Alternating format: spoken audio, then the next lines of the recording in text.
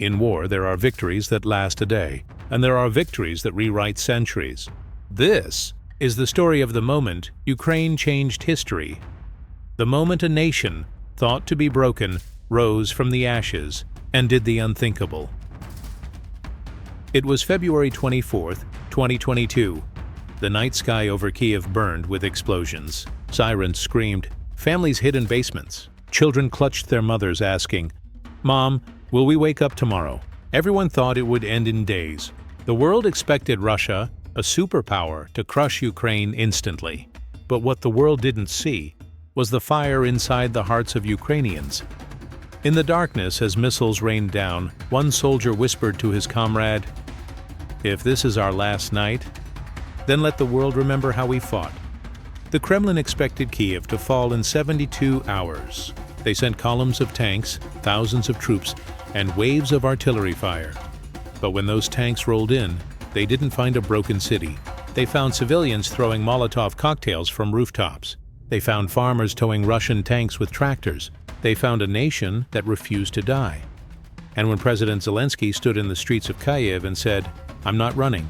I need ammunition, not a ride," the world realized Ukraine wasn't surrendering. It was just beginning. Then came the unthinkable twist. Ukraine didn't just fight on land. They fought in the digital shadows. Hackers, students, tech experts, everyone became a soldier. Cyber attacks targeted Russian systems. Communications were disrupted. The war moved from trenches to laptops. A 22-year-old student in Lviv wrote a single line of code, and that code crashed a Russian drone's guidance system mid-air. "I never thought a keyboard could become a weapon," he said, smiling through tears. That was the new battlefield, and Ukraine was winning it. By mid-2023, the unthinkable had happened. Russia, once feared as unstoppable, was bleeding, politically, economically, and militarily.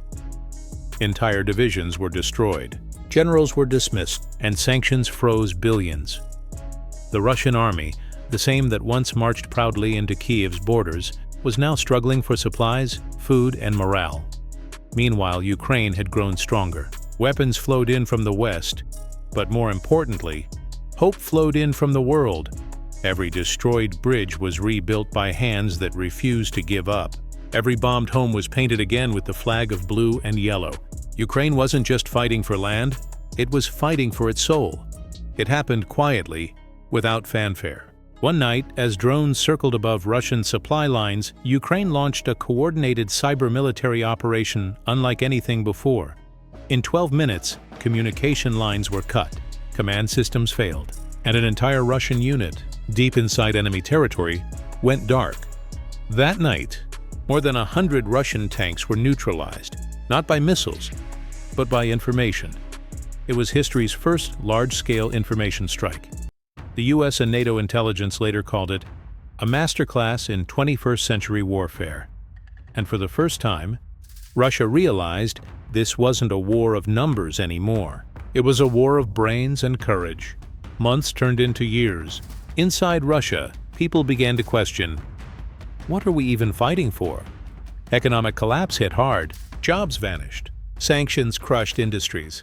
The ruble fell, and the once mighty war machine started eating itself from the inside. Even soldiers stopped believing. Videos leaked, soldiers crying, officers surrendering, mothers begging the government to bring their sons home. The Kremlin could silence the media, but it couldn't silence the truth. Ukraine had done the unthinkable. It broke an empire without invading it. Experts now say Russia may never fully recover, not for 100 years. Its economy crippled, its population shrinking, its global image shattered. The war didn't just destroy cities, it destroyed trust. No one fears Russia the same way again. Its power, once absolute, is now questioned by even its own allies. And Ukraine, it stands tall, scarred but alive, broken yet undefeated. "We are a small nation," said a Ukrainian farmer, "but our courage was bigger than their tanks." In a ruined village near Bucha, an old man planted sunflowers again. He said, "These flowers, they grew even after the bombs. So will we." Those words became a symbol. From ashes, life grows. From pain, strength rises. Ukraine's victory isn't just military. It's spiritual. It's human. Every child who survived that war carries a story that will echo through generations. They will tell their children, "Once, when the world thought we would fall, we stood taller than ever before." The ripple effect was massive. Countries began rethinking warfare strategy and unity.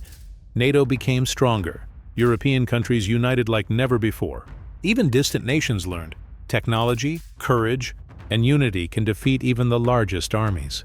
The new age of warfare was born, not in the Pentagon, not in Moscow, but in the hearts of the Ukrainian people.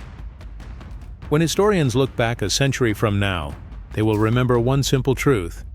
It wasn't the size of the army that decided the war. It was the size of the heart.